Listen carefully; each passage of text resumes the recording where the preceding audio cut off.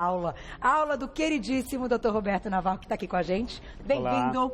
Boa tarde. Boa tarde. Lembrando que Dr. Roberto é nutrólogo, clínico geral e a gente consegue abordar esses assuntos com todos os tipos de pergunta. Então, se hoje você tem uma dúvida que está aí, ó, matutando na sua cabeça, como a minha de agora há pouco, que eu perguntei a respeito de aveia, amaranto, quinoa e tal, manda pra gente que a gente coloca ao vivo sua perguntinha. O tema de hoje está aqui.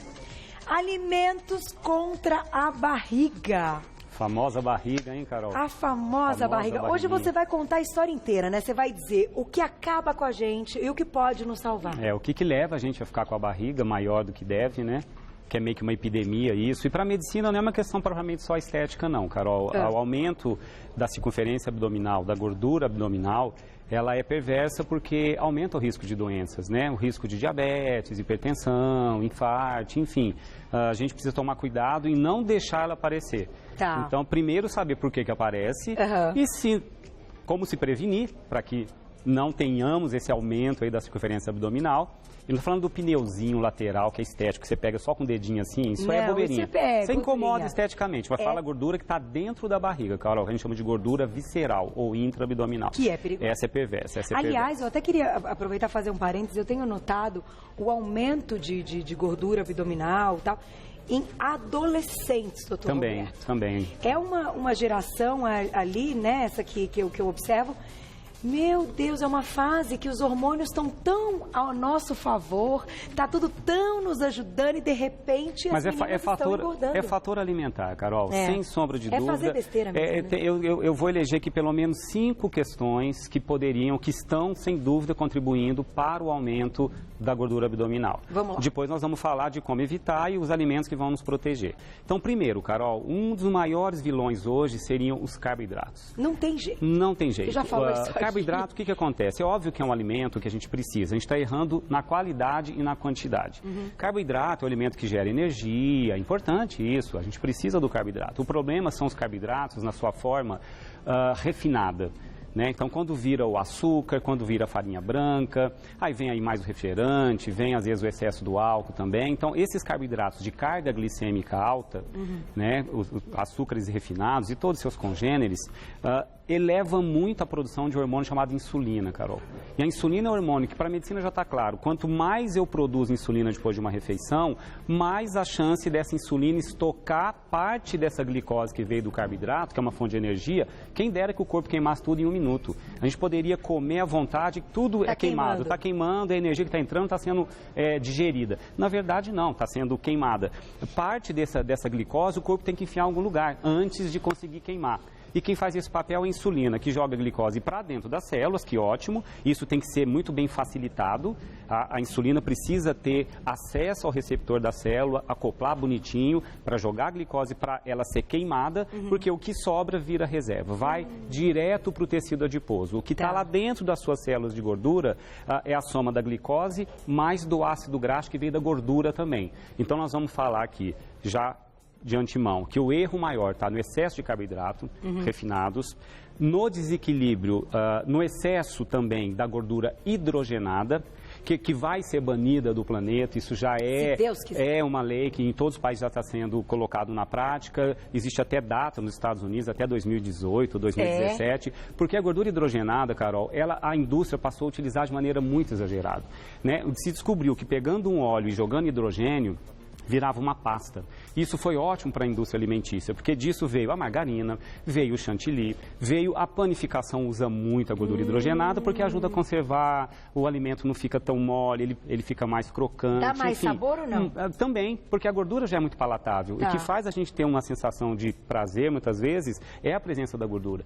Então a indústria foi lá e usou de maneira exagerada. E qual é o problema? A gordura hidrogenada, Carol, ela não tem função no organismo. A gordura que a gente ingere, que vem da natureza para a gente, seja até de origem animal, de origem vegetal, dos óleos, ela cumpre funções. A gordura ela é metabolizada e vira subfrações chamadas de ácidos graxos, que cumprem funções, viram hormônios, viram reserva de energia, que a gente precisa de energia, né? A gente tira a energia da glicose e também o ácido graxo também pode virar energia. Então, isso é importante para o corpo. A gordura hidrogenada não cumpre função nenhuma. Ela literalmente é usada como algo que o organismo sabe onde coloca, é algo que vai sendo direcionado para alguma região. Essa região são os adipócitos da região abdominal. E pega as crianças hoje, Carol, elas estão comendo muito salgadinho de pacote, elas estão se entupindo de refrigerante, é docinho para lá, é docinho para cá, vai dar barriguinha, vai ter problemas e desde a infância. Outro desequilíbrio, Carol, também importante. É o desequilíbrio da gordura ômega 6 e ômega 3. O que significa isso? A gente precisa da gordura. Primeiro, não achar que gordura mata. Não. Tá. Nenhuma gordura mata se ingerida em quantidade correta. Eu diria que a hidrogenada é uma exceção. Tá. E toda gordura que passa por um aquecimento extremo e ela perde a característica benéfica dela. Então, fritura, isso realmente não é legal. Mas existe a necessidade, a gente tem um equilíbrio em 2 subgrupos de gordura, uma chamada ômega 6, uma chamada ômega 3. Todas são importantes. O problema é que a gordura ômega 6, que é muito mais presente na carne vermelha, presente nos laticínios, presente nos embutidos, né, no salame, na mortadela. A gordura, no próprio peito. E o que acontece? Quando eu começo a ganhar a barriga, que eu começo a comer muito carboidrato e gordura hidrogenada, eu começo a engordar na barriga, tá? Vou aumentando a circunferência abdominal. A gordura dentro da barriga passa a produzir substâncias que vão jogar ainda mais lenha na fogueira, que é um grupo de substâncias chamadas citocinas pró-inflamatórias, que são produzidas no tecido adiposo do corpo humano, principalmente na região central. E quando eu começo a ter essa produção exagerada de citocina pró-inflamatória, elas vão atrapalhar vários setores, inclusive atrapalha a insulina a fazer o papel dela, que é jogar glicose para ser queimada dentro da célula. Isso é a famosa síndrome metabólica? Que vira uma resistência à insulina que chega na síndrome metabólica, Carol, exatamente. E qual que é a nossa defesa? Se eu produzo essas citocinas pró-inflamatórias, elas são estimuladas a serem produzidas em níveis maiores pelo uma fraçãozinha da gordura ômega 6 chamada ácido araquidônico. Quando eu começo a ingerir muito ácido araquidônico, vindo da gordura ômega 6, eu começo a inflamar mais ainda os receptores das células onde a insulina acoplaria. Aí eu pioro ainda muito mais. Inflamo meus vasos sanguíneos, eu começo a ter Não, vou te problema. colocar até uma situação, a gente vai colocar até um vídeo para ilustrar, mas a seguinte situação, a pessoa que começou a atividade física, que começou a dieta, ela está super animada, ela está super empolgada, vamos lá, não sei o que lá. De repente, ela não vê resultado nenhum. Passa uma semana, 2 semanas. Ela não vê resultado nenhum. Então, digamos que quando ela entra nesse ciclo que você explicou, vocês vão vendo, aumentou isso, comeu aquilo a mais, virou num ciclo. Por mais que ela tente fazer isso ou aquilo, ela está numa bola de neve, um negócio tão sério, que ela não consegue sair disso. É como se o corpo não respondesse adequadamente, Carol. Exatamente. A resistência à insulina boicota muito, porque a insulina tem que ter a chance de jogar glicose para ser queimada como energia. E quando sobra glicose que eu não consigo queimar, vira reserva em tecido adiposo. Então, a resistência à insulina é um ciclo vicioso mesmo. Quem desenvolve passa a ter uma dificuldade maior de diminuir barriga ou uma facilidade grande de engordar. Então, vou te fazer a primeira pergunta, doutor Roberto. O vídeo está no ponto, mas ele vai descrever um pouquinho disso que a gente está falando. Mas a minha pergunta nesse momento é, para sair desse ciclo vicioso, para sair dessa bola de neve, primeira tática de ataque é diminuir calorias diárias ou cortar alguns alimentos, ou ainda com um equilíbrio é possível? A soma de tudo isso, Carol, porque eu quis contar justamente o que traz. Então... Eu falei do carboidrato, carga glicêmica alta, falei da gordura hidrogenada e o desequilíbrio ômega 3 e ômega 6. E tem mais 2 desequilíbrios que a gente vai mostrar agora no vídeo, que somados também vão contribuir. E para a gente reverter, nós vamos ter que atacar em todas as linhas de frente. Para piorar a situação, Carol, se descobriu que nosso estresse diário influencia na liberação de hormônios de uma glândula chamada suprarrenal. Esses hormônios, que é um tal do cortisol tão falado, e que pode surgir por estresse, por noites mal dormidas, por insônia crônica, por trabalhar excessivamente, poucas horas de repouso. O cortisol ele consegue ir lá nas células adiposas do tecido da região visceral e começa a fazer com que elas fiquem ainda maiores. O cortisol alto predispõe a poupança em tecido adiposo. Ele vai infiltrando todas as fibras musculares do abdômen e também vai crescendo. Então, nós temos aí 5 fatores, Carol. Carboidrato exageradamente, refinado, carga glicêmica e índice glicêmico alto, gordura hidrogenada, desequilíbrio ômega 3 e ômega 6, estresse e sedentarismo. Falta de gasto, porque para sobrar reserva é porque eu não estou gastando. Então, como é que a gente vai atacar? Então, vamos lá, Carol. Agora a gente pode mostrar como contra-atacar isso tudo, né? A sua pergunta? Porque isso é o que está acontecendo no planeta, né? É que a gente está falando que é no Brasil, né? Está acontecendo no planeta. Que atitudes tomar? Que atitudes tomar? Perguntinha na tela, então, e a gente já dá sequência. Olha lá, quem escreveu pra gente? Um beijo pra Narjara, obrigada. O chá de hibisco funciona mesmo, então, para perder a barriguinha? Daqui a pouquinho você me conta quando a gente entra já nessa parte de fitoterápicos, de ervas, de chás, se a gente tem algum benefício. Você me conta, volto já, porque o negócio é o seguinte, ela está... Voltamos, deixamos uma perguntinha da Narjara. Acertei, olha lá. Ela comentou aí, agora a gente já pode falar um pouquinho dos ingredientes de alimentos, o que pode ajudar a perder a barriguinha. De fato, esses fitoterápicos, as ervas, eles auxiliam... Podem contribuir, Carol. Eu vou citar um deles também. A gente vai agora resumir para a Narjara e para quem está com mais dúvidas. Então, vamos lá. O que realmente se tem de estudo, Carol? Porque eu sempre dou uma olhada a fundo para a gente, né, poder falar de maneira enfática o que os estudos estão mostrando sobre como os alimentos podem diminuir o risco de eu aumentar a minha circunferência abdominal ou se já tenho potencializar a diminuição. Então, primeira coisa, dos 5 itens, fazer atividade física, Carol, básico, tá? A barriga, é considerado atividade física, a barriguinha é a primeira a surgir quando a gente erra e a última a ir embora quando começa a consertar. Tá? Então, não é da noite para o dia que se diminui gordura abdominal com um mês de atividade física, não. É muita ralação. A atividade física hoje que perpetua o gasto, depois que eu termino, eu faço atividade física e meu corpo ainda continua gastando, são os treinos mesclados em força e aeróbico. Um funcional, por exemplo, alguns treinos que estão agora sendo colocados de explosão, você faz 1 minuto em alta intensidade, descansa um pouquinho, depois, num curto intervalo de tempo, você consegue otimizar muito o corpo a usar reserva. Essa reserva parte está no abdômen. Né? Então, atividade física, quem não está fazendo e está com barriguinha, vai fazer. Tá? Começa caminhando, o que for, mas depois pega a orientação de um educador físico para te mostrar qual é o melhor treino, o combinado melhor. Me diga a verdade. Só caminhadinha ajuda em alguma coisa quando tá com a barriga, quando tem que... Só caminhadinha não, Carol, muito pouco. Adoro sinceridade. Não, só caminhadinha não. Haja uma caminhada, aí tem que ser maratonista. Aí tem que ser... Aí você tem que ser aquela caminhada de 3 horas. Você tem que colocar ali o frequencímetro, o relógio e uma caminhada que chega a pelo menos 7,5, que já é quase um trotinho de corrida. Você vê maratonista barrigudo, aqueles quenianos que estão ganhando todas as provas, são magros, né? Então, atividade física que seja de resistência. O corpo, depois de um certo tempo, ele começa a usar a gordura como energia. Carol, no começo usa outra fonte, que é glicogênio, que não queima gordura nenhuma. Esgotou o glicogênio, vai para tecido adiposo. Quanto tempo mais ou menos? Uma meia hora? 40 minutos. Depende da intensidade do treino. Tem treinos que potencializam isso num intervalo menor, que são os funcionais, esses de alta intensidade. Mas com um educador físico te orientando, parta para atividade física, diminui o estresse. Não sei como, mas cada um tem o seu jeito. Vai tirar férias, não dá para tirar férias o ano inteiro, mas vai tocar um violão, vai escutar uma música, vai fazer uma dança, está dormindo mal, procure... Meu diretor falou, vai pescar. Você gosta de pescar, vai pescar. Não, você não, mas você está dando uma dica para quem gosta. Não, e se está com insônia, viu, Carol? Porque a insônia, ela é aumentadora de cortisol no dia seguinte, também aumenta a circunferência abdominal. Se está dormindo mal, procure ajuda, começa com chazinho, vai para fitoterapia, mas às vezes tem que procurar um tratamento específico quando a insônia é crônica. Agora, nos alimentos, Carol, que eu acho que vai fechar e a dúvida de quem está em casa. A gente tem que atacar em várias linhas de frente na alimentação. Primeiro, inserir fibra, Carol. A fibra é a parte do alimento, que nós vamos mostrar onde eles estão aqui, que diminui a rapidez de absorção da glicose no intestino. Quando a glicose não é absorvida rapidamente, não existe um pico de insulina tão alto. Então, a fibra, aliás, os estudos mostram que quem ingere mais fibra tem menos tendência à obesidade, à diabetes e a doenças cardíacas. Então, a fibra tem que estar presente, nós vamos mostrar elas aqui. Os carboidratos que tem que fazer parte do dia a dia não podem ser só de alta carga glicêmica. Né? Não adianta eu me entupir de açúcar, doce, arroz branco, farinha branca. Se eu sou sedentário, eu vou ter pico de insulina o tempo inteiro. Eu preciso inserir os de carga glicêmica mais baixa ou média. Eu vou mostrar o que pode fazer parte da nossa saladinha, tá? A gente tem que pensar em inserir mais ômega 3 para contrabalancear. Na nossa dieta ocidental, a gente ingere muito mais ômega 6 do que ômega 3.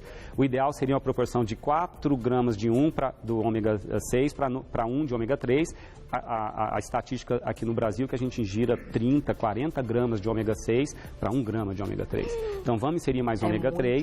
A gente precisa do cromo, vamos mostrar onde ele está, que é um mineral que atua na melhora ou na facilidade da insulina acoplar em receptor de célula para jogar a glicose para dentro. Tá. A insulina tem que vir com uma navezinha, achar um aeroporto, pousar para poder descarregar ali naquele aeroporto o passageiro que é a glicose que vai para dentro da célula. Entendi. Então, os receptores de insulina dependem do cromo para funcionar. Então, nós vamos mostrar os alimentos mais ricos em cromo. É necessário o zinco, porque o zinco também é um cofator na ação da insulina, é fundamental.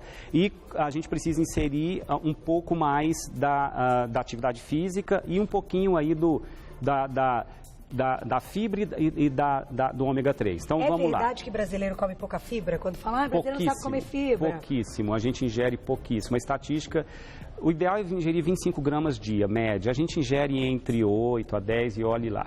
Então, a gente precisa realmente de inserir mais fibra. Então, o que eu fiz, Carol? Eu peguei todos os nutrientes que eu citei agora, fibra, ômega 3, zinco, cromo, e vou falar do óleo de coco, que é interessantíssimo, o triglicerídeo de cadeia média, que é uma parte do óleo de coco que o corpo absorve facilmente, é usado rapidamente como energia, é queimado e não tem a chance de virar reserva, que a reserva é glicose, ácido graxo da gordura, se unem e vai para o tecido adiposo. Que é o triglicérides. O triglicérides, que é o que a insulina faz. Então, se eu não deixar sobrar ácido graxo, né, que vem da gordura. Isso não tem como... E no óleo de coco tem uma partezinha chamada TCM, triglicerídeos de cadeia média, que é interessantíssimo, só que sem exagero. Aí vou falar agora de todos eles para a gente fechar. É bonito, né? Eu acho bonito. Vamos lá. Vamos lá. Tudo que você falou de eu selecionei, eu tentei pegar os alimentos que tem uma proporção maior de cada um deles, que são os mais ricos para ficar mais fácil para quem tem em casa, né? Então, primeiro, montei uma salada aqui, Carol, por exemplo, cromo. Aqui tem cromo, fibra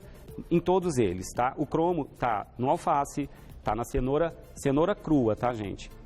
Quando você cozinha a cenoura, ela é absorvida mais rápido.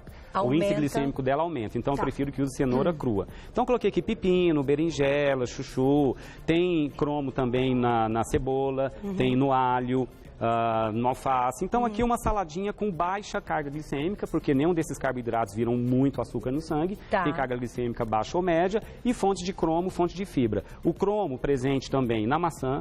Sabia. A casca da maçã tem fibra, então a maçã seria um excelente alimento. Com a canelinha. A canela, porque a canela também é fonte de cromo, também é um excelente alimento para melhorar a ação da insulina. O brócolis, que eu acho que trago em todas as pautas, Carol, o brócolis a gente vai fazendo os 10 melhores alimentos do mundo um dia aqui. Ele está entre os 10. Ele tá, porque o brócolis ele tem cromo e tem um pouquinho de vitamina C, e a vitamina C aumenta a absorção do cromo. E também é fonte de fibra. Entendi. Né? Contando que a fibra também perpetua a saciedade. Eu fico saciado por mais tempo quando ingiro fibra. Mas, por exemplo, se a gente cozinhar ou se a gente colocar no forno... Geralmente tem que ser mais aquecido. O brócolis cru tem um fator antinutricional. Que não é interessante. Mas o que é melhor? Cozido. Cozinhar ou forno? Tudo faz, se você aproveitar a água do cozimento, porque parte para fazer outras coisas, aí tanto faz. Legal. Se for ao forno ou ao vapor, acho que o melhor é no vapor também. No vapor é o melhor, É fantástico, né? Pensei num corte de peixe aqui, Carol, que poderia ser um salmão. Eu trouxe um peixe apresentando aqui. Os mais ricos em ômega 3, tem o salmão, tem o atum, tem a sardinha, tem a truta. Mas pode ser um filé de pescado. Eu tô trazendo aqui o peixe, pedi para a Malu fazer peixe, porque a gente aqui na dieta ocidental exagera no ômega 6.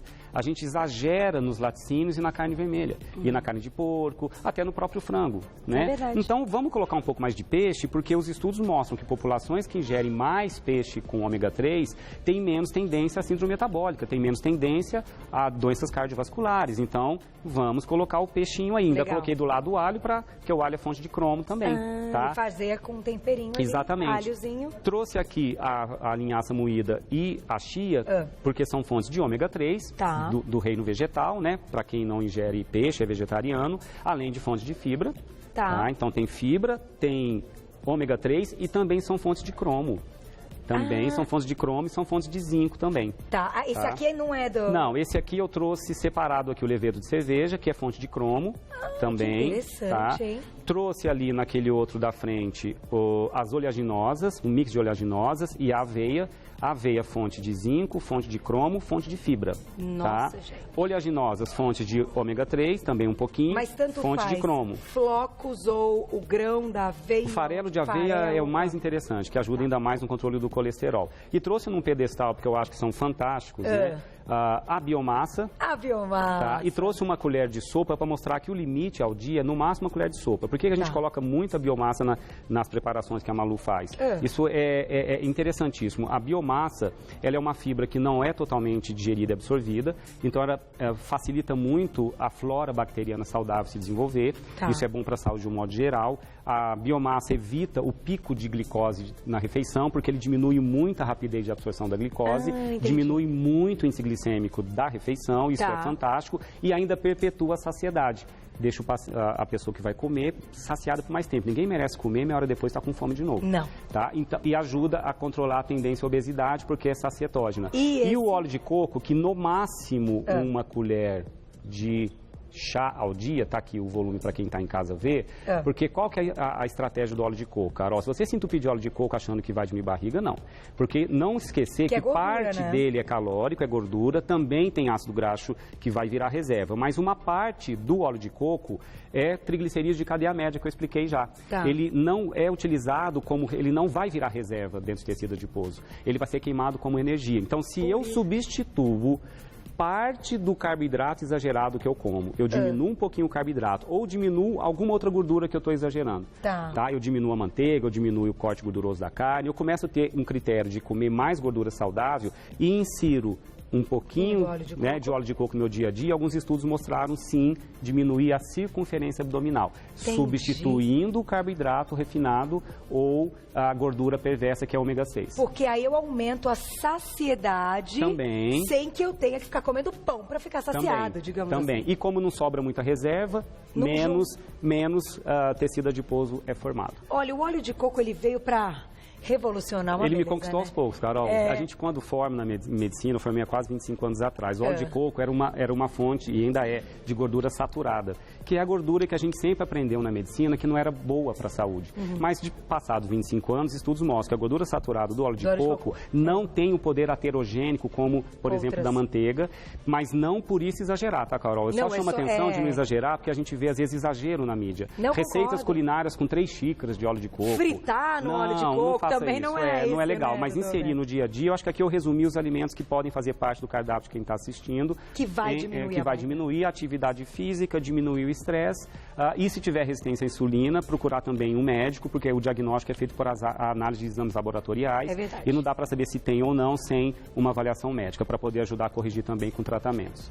Só posso agradecer, ele sempre arrasa, né? Dr. Roberto, com uma aula de alimentos contra a barriga, para entender quais, tivemos que entender tudo que a gente está fazendo de errado, que não é só aqui no Brasil, é um problema aí do planeta, né? Vamos falar assim, porque o negócio não está tão simples. Mas eu acho que a indústria também está vindo com uma proposta de querer nos ajudar também. Afinal, que bom que Você Bonita está no ar há quase 6 anos e que cada vez mais a gente escuta as pessoas falando, nossa, comecei a assistir esse programa e agora eu não largo mais. E há 6 anos atrás falava, ainda torci um pouquinho o nariz para essa vida saudável, né, doutor Roberto? Então eu fico muito orgulhosa e muito feliz de uma pauta como essa. E quem quiser saber mais, pode entrar no site, que é o nutrasaudenacozinha.com.br. Só Nutrasaúde dele. Não, Nutrasaúde na Cozinha, que dá maluco. Isso, meu só Nutrasaúde. E o doutor Roberto é só Nutrasaúde. E no Insta é @doutor Roberto Navarro. Roberto Navarro, tudo junto. Você já acompanha também nas redes sociais. Muito obrigada mais uma vez. Eu que agradeço, Carol. Sempre um prazer tê-lo aqui. Sempre um prazer. Gente, isso aqui é aula pro resto da vida. Pro resto da vida. E é simples, né, Carol? É mais simples que se imagina. E é mais barato do que a gente imagina, não é verdade? Aliás, eu vou dizer isso